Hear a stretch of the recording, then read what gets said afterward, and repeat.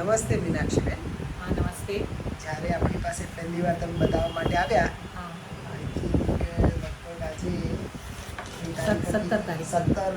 17 સપ્ટેમ્બરે બરાબર છે, હા ત્યારે કેટલી તકલીફો હતી અને કેટલી જગ્યાએ તમે જઈને આવ્યા હતા તકલીફો સાથે જણાવો ને અત્યારે કેવું છે?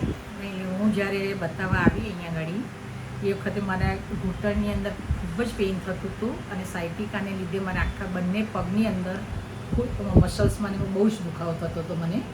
તો હું 5 મિનિટથી વધારે ઊભી નહોતી રહી શકતી અને ચાલવાનું તો મારું બહુ જ ઓછું રહી ગયું. થોડુંક ચાલું તો મને પેઇન વધારે થતું હતું મસલ્સમાં. પછી મને એક બહેને તે સજેસ્ટ કર્યું આરતીબેન કે તમે એક વખત ત્યાં અહીંયા ચિરંજીવીમાં જઈ આવો અને થેરાપીનું તમે લો. હું આવી સર પાસે અને પંચકર્મનું મેં ચાલુ કર્યું થેરાપી. એ લીધા પછી મને દુખાવામાં ઘણી જ રાહત થઈ ગઈ છે બધી. તો પહેલાં હું જે નહોતી ઊભી રહી શકતી એની જગ્યાએ હું અડધો કલાક હું ઊભી રહી શકું છું હવે સારી. અને ચાલવામાં બી લગભગ 1 કિલોમીટર ચાલવું તો મને પ્રોબ્લેમ ઓછો રહે છે પહેલાં કરતાં. મને એ દુખાવામાં મને બહુ જ રાહત થઈ ગઈ છે પહેલાં કરતાં મને.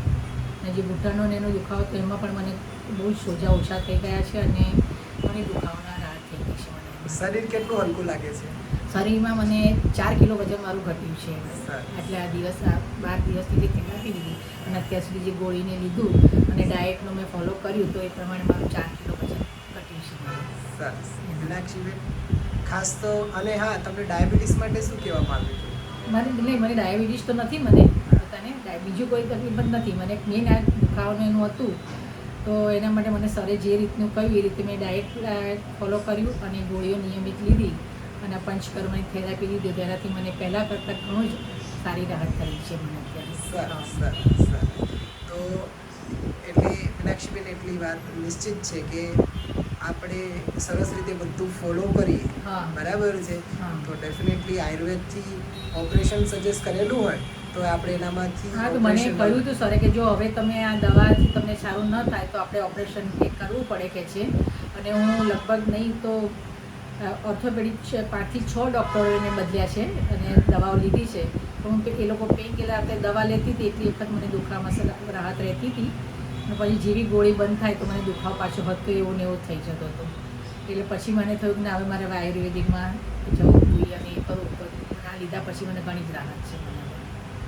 સરસ. મીનાક્ષીબેન, તમારો ખૂબ ખૂબ અમારા તરફથી આભાર. કારણ કે આવી પરિસ્થિતિમાં આયુર્વેદ પર વિશ્વાસ મૂકો ને એ સૌથી અગત્યની વાત છે. અમે ગાઈડ આપી શકીએ કે ભાઈ આવું કરશો, આમ કરશો તો તમને આટલું પરિણામ મળશે, પણ એ સમયે બધું ડાયટ ફોલો કરવું, દવા રેગ્યુલર લેવી અને ટ્રીટમેન્ટ માટે રેગ્યુલર આવવું, ટ્રીટમેન્ટ કરાવવી એ બહુ મોટું ભાગ ભજવતું હોય છે. સાચી વાત છે. અને પંચકર્મ કર્યા પછી તો મને ઘણી જ રાહત રહી છે. સારું રહ્યું છે અને તમે હજી સારા જ રહેશો. છે કે મારો દુખાવો પૂરેપૂરો મટી જાય મને. સરસ જતો રહેશે અને તમારું વેટ પણ પહેલાં જેવી એકદમ નોર્મલ થઈ જવું, બસ એ મારે એ છે. અને થઈ જઈશું. એની જે રીતની દવાની ટ્રીટમેન્ટ ચાલે છે મારું એનાથી થઈ જશે એવો મને પૂરો વિશ્વાસ છે કે થઈ જશે. અને અમારી શુભેચ્છાઓ, અમારું તમને સલાહ સૂચન કાયમ માટે એ રીતે મળતું રહેશે. તમે કાયમ માટે સ્વસ્થ રહેશો. Thank you sir.